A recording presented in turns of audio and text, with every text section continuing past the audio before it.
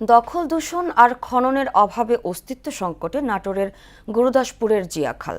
পানির অভাবে দুই পাড়ের কৃষকদের যেমন ফসল উৎপাদনে ব্যাহত হচ্ছে, তেমনি বর্ষায় পানি নিষ্কাশনে পড়তে হয় চরম বিপাকে। সরকারি কর্মসূচির আওতায় দ্রুত খালটি খননের দাবি স্থানীয়দের। মিজানুর রহমানের প্রতিবেদন, জানাচ্ছেন মাহমুদা আক্তার। চলনবিল অধ্যুষিত নাটোর জেলা ৭টি উপজেলা নিয়ে গঠিত। এলজিইডি তথ্যমতে জেলায় রয়েছে ৫০টি খাল। তবে দখল, দূষণ আর খননের অভাবে মানচিত্র থেকে মুছে গেছে অনেক নদী ও খাল। ১৯৭৭ সালে প্রেসিডেন্ট জিয়াউর রহমানের খাল খনন কর্মসূচি শুরু হলে গুরুদাসপুরে জিয়া খাল খনন করা হয়। ২ কিলোমিটার দৈর্ঘ্যের এই খালে একসময় ছোট বড় নৌকা চলাচল সহ কৃষকদের পানি সেচের অনেক উপকার হতো।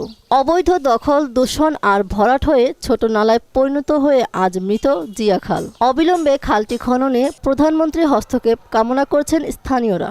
মানুষের জবরদখলে এই জিয়া খাল একদমই বন্দর দিকে। খালটা ভরাট হয়ে নষ্ট হয়ে গেছে, আবার ভালো আসে না, চারিদিকে বোধহয় হয়ে গেছে, ভরাট হয়ে গেছে। তারেক রহমানের কাছে একটু দাবি করতেছে এই খালটা খনন করলে আমাদের অনেক সুবিধা হবে। খালটা পুনরায় খনন করলে কৃষি এবং আবাদের জন্য অনেক উপকার।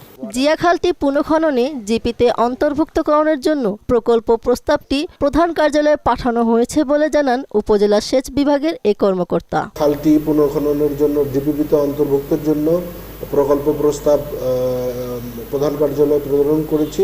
প্রকল্পটি পাশ হলেই আমরা উক্ত খালটি খনন করা সম্ভব হবে।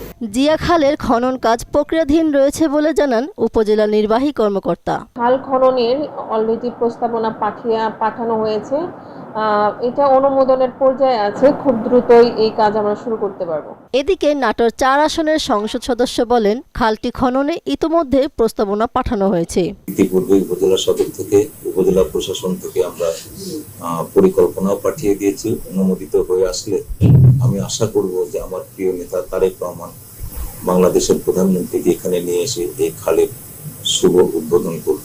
অতি দ্রুত খালটি পুনঃখননে কার্যকর পদক্ষেপ নেবে কর্তৃপক্ষ, এমনটাই প্রত্যাশা স্থানীয়দের।